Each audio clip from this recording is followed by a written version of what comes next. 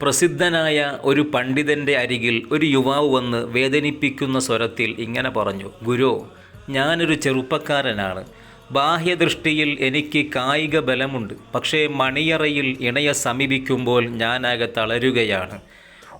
മരുന്നുകൾ പലതും സേവിച്ചു, വൈദ്യശിരോമണികളെ പലരെയും ഞാൻ കണ്ടു, ഫലമൊന്നും കാണുന്നില്ല. അതുകൊണ്ട് വല്ല ആത്മീയ മന്ത്രവും പറഞ്ഞു തന്നാൽ അതൊന്ന് പ്രയോഗിക്കാമായിരുന്നു. പണ്ഡിതൻ ഉടനടി പ്രതിവിധി നിർദ്ദേശിച്ചു കൊടുത്തു: നീ പരമാവധി ഇസ്തിഗ്ഫാർ വർദ്ധിപ്പിക്കുക. ഇസ്തിഗ്ഫാറും ശക്തിയും തമ്മിലെന്തു ബന്ധം? ചെറുപ്പക്കാരനൊന്ന് ആലോചിച്ചു നോക്കി. തമാശ തോന്നിയയാൾക്ക്.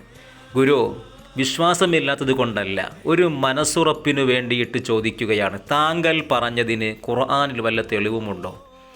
ചെറുപ്പക്കാരൻ പറഞ്ഞു. വിനയാനിതനായി ചോദിക്കുകയാണ്.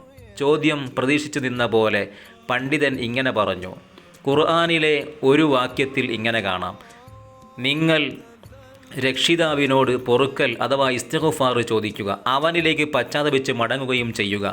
എങ്കിൽ നിങ്ങൾക്കുമേൽ അവൻ മഴ വർഷിക്കും, നിങ്ങൾക്ക് ശക്തിക്കുമേൽ ശക്തി സമ്മാനിക്കും, സമ്പത്തും സന്താനങ്ങളും നൽകി സഹായിക്കും.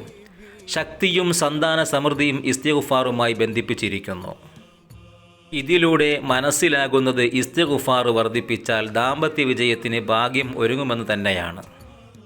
പണ്ഡിതൻ്റെ വിവരണം ചെറുപ്പക്കാരൻ്റെ മനം കുളിർപ്പിച്ചു. അയാൾ തികഞ്ഞ വിശ്വാസത്തിൽ ഇസ്തിഗ്ഫാർ അസ്തഗ്ഫിറുല്ലാഹൽ അദീം വർദ്ധിപ്പിച്ചു. അങ്ങനെ ദാമ്പത്യ ജീവിതം കുറ്റമറ്റതാക്കി തീർക്കാൻ അദ്ദേഹത്തിന് സാധിക്കുകയും ചെയ്തു. അദ്ദേഹത്തിൻ്റെ പ്രയാസം മാറുകയും ദാമ്പത്യ ജീവിതം സന്തോഷകരമാവുകയും ചെയ്തു എന്ന് ഇതിലൂടെ വ്യക്തമാക്കുകയാണ്.